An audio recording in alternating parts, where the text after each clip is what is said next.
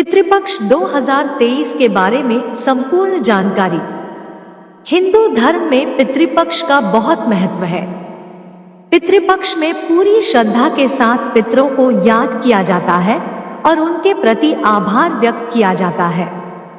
मान्यता है कि विधि पूर्वक पितरों का श्राद्ध करने से उनकी आत्मा को शांति मिलती है।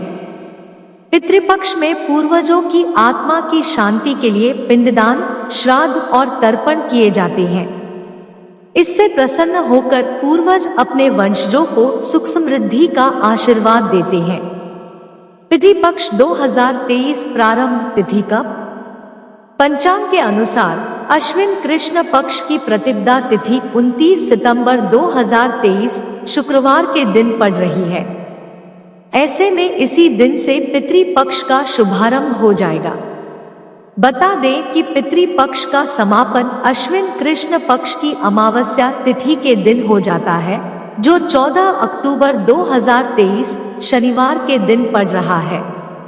बता दें कि विक्रम संवत 2080 में पितृपक्ष की शुरुआत 15 दिन देरी से हो रही है। ऐसा अधिक मास या पुरुषोत्तम मास के कारण हुआ है।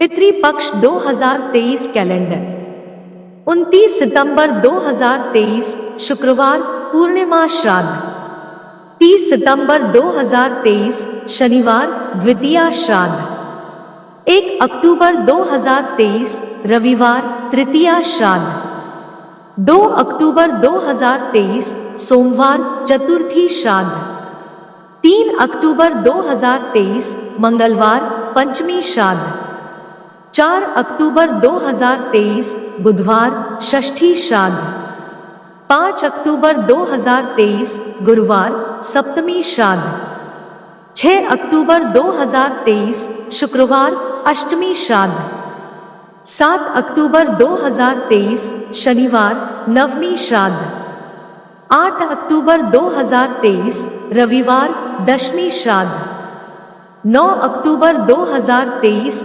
सोमवार एकादशी श्राद्ध, 11 अक्टूबर 2023 बुधवार द्वादशी श्राद्ध, 12 अक्टूबर 2023 गुरुवार त्रयोदशी श्राद्ध, 13 अक्टूबर 2023 शुक्रवार चतुर्दशी श्राद्ध, 14 अक्टूबर 2023 शनिवार सर्व पितृ अमावस्या।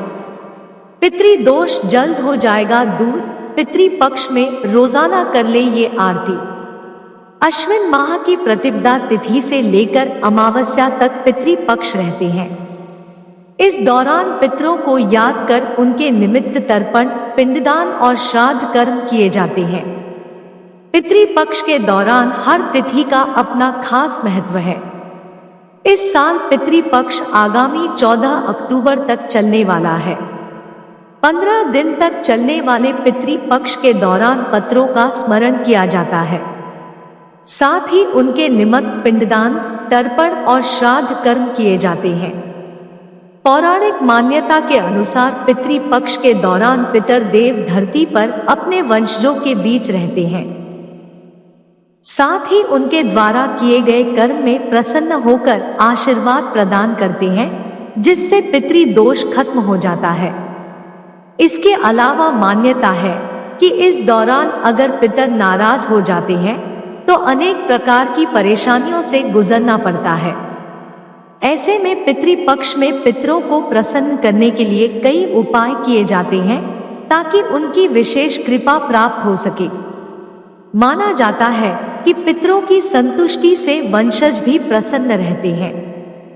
ऐसे में पितरों को प्रसन्न करने के लिए रोजाना उनकी आरती कर सकते हैं, जिससे कि परिवार हमेशा पितृदेव की कृपा बनी रहे।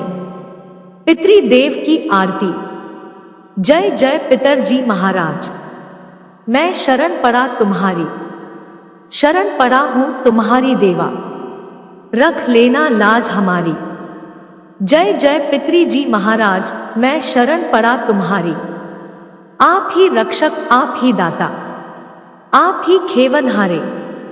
मैं मूर्ख हूँ कछु नहीं जानू, आप ही हो रखवारे। जय जय पितृजी महाराज, मैं शरण पड़ा तुम्हारी, आप खड़े हैं हरदम हर घड़ी करने मेरी रखवारी। हम सब जन है शरण आपकी, है ये अरज गुजारी। जय जय पितरी जी महाराज, मैं शरण पड़ा तुम्हारी। देश और परदेश सब जगह आप ही करो सहाय। काम पड़े पर नाम आपके लगे बहुत सुखदाई। जय जय पितरी जी महाराज, मैं शरण पड़ा तुम्हारी। भक्त सभी है शरण आपकी, अपने सहित परिवार रक्षा करो आप ही सबकी। रहूं मैं बारंबार। जय जय पितरी जी महाराज, मैं शरण पड़ा तुम्हारी। जय जय पितर जी महाराज, मैं शरण पड़ा हूं तुम्हारी। शरण पड़ा हूं तुम्हारी देवा, रखियो लाज हमारी। जय जय पितरी जी महाराज, मैं शरण पड़ा तुम्हारी। पितरी सूक्त का पाठ भी है लाभकारी। शास्त्रों के मुताबिक पितरी पक्ष में पितरी सूक्त का पाठ भी लाभकारी साबित होता है। अगर किसी की कुंडली में पितरी दोष है तो उसे रोजाना पितरी सूक्त पाठ करना चाहिए। माना जाता है कि ऐसा करने से जल्द ही पितरी दोष से मुक्ति मिल सकती है। इसके अलावा पितरी दोष से उत्पन्न होने वाली समस्याओं का भी निवारण हो जाता है। पितृ पक्ष में ब्राह्मणों को भोजन कराने में इन बातों का रखें ध्यान। पितरों का श्राद्ध करते हुए ब्राह्मणों को भोजन करवाने से पूर्वज प्रसन्न होकर आशीर्वाद देते हैं। आइए जानते हैं पितर पक्ष का महत्व और नियम। पितृपक्ष में तिथि का महत्व। पितृपक्ष में तिथियों का विशेष महत्व होता है। जैसे जिन पूर्वजों की मृत्यु जिस तिथि पर होती है उसका श्राद्ध उसी तिथि पर किया जाता है। जिन लोगों का निधन अगर द्वितीया तिथि को हुआ है तो उनका श्राद्ध भी उसी तिथि को किया जाता है। जिनकी मृत्यु नवमी तिथि को हुई हो तो उनका श्राद्ध भी पितृपक्ष की नवमी तिथि को किया जाएगा। ब्राह्मणों को भोजन कराने के नियम। पितृपक्ष में किसी ब्राह्मण को आदर और सम्मान पूर्वक घर बुलाएं और भोजन कराएं। ब्राह्मणों को भोजन कराने से पहले परिवार के किसी सदस्य को न दें। ब्राह्मणों को भोजन करवाने के बाद गाय, कुत्ते, कौवे को भोजन करवाएं। श्राद्ध का आरंभ दोपहर के वक्त किया जाना शास्त्रों में सही बताया गया है। ब्राह्मणों के सहयोग से मंत्रोच्चार के साथ श्राद्ध आरंभ करें और उसके बाद जल से तर्पण करें। उसके बाद पितरों का ध्यान करते हुए उनसे भोजन स्वीकार करने की प्रार्थना करनी चाहिए। पितृपक्ष में नहीं करने चाहिए ये 5 काम। पितृपक्ष के दौरान पूरे 15 दिनों तक घर में सात्विक माहौल होना चाहिए। इस दौरान घर में मांसाहारी भोजन नहीं बनाना चाहिए। हो सके तो इन दिनों लहसुन और प्याज का सेवन भी नहीं करना चाहिए।